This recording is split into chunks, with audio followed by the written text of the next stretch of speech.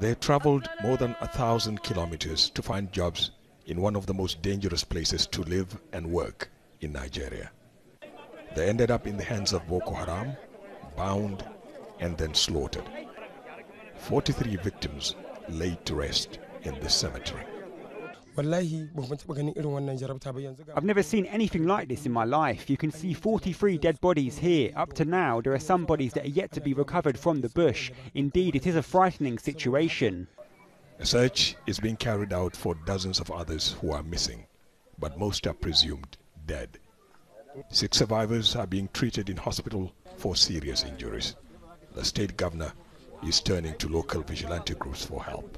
We shall ensure more recruitment of civilian JTF and more hunters so that our people will take the fight to all the nooks and crannies of this area. The farm workers were contracted to harvest crops some 25 kilometers away from the city of Maiduguri. The manner they were killed suggests the attackers were careful not to attract attention. Last month, the armed group killed 22 farmers in 2 separate attacks outside the regional capital, Maiduguri. The president has issued a statement condemning the recent attack. But after a decade of such raids by Boko Haram and the ongoing ethnic violence, kidnappings and robberies, many Nigerians say the government is not doing enough to protect them. The United Nations resident representative issued a statement condemning the attack, saying many women had also been abducted. An estimated 36,000 Nigerians have been killed by Boko Haram over the past 11 years, and more than 2.5 million have been displaced. Security forces are obviously losing this war, and this particular attack and others we have seen in the last 8 months or so were attacks that are the product of the security forces' own strategy.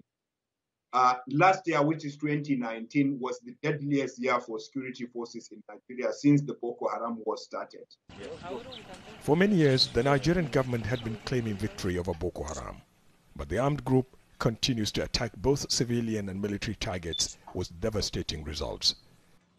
This latest is one of the worst since the start of the Boko Haram insurgency that was launched 12 years ago and has now spread to neighboring Chad, Cameroon and Niger, where thousands of civilians and security personnel have been killed.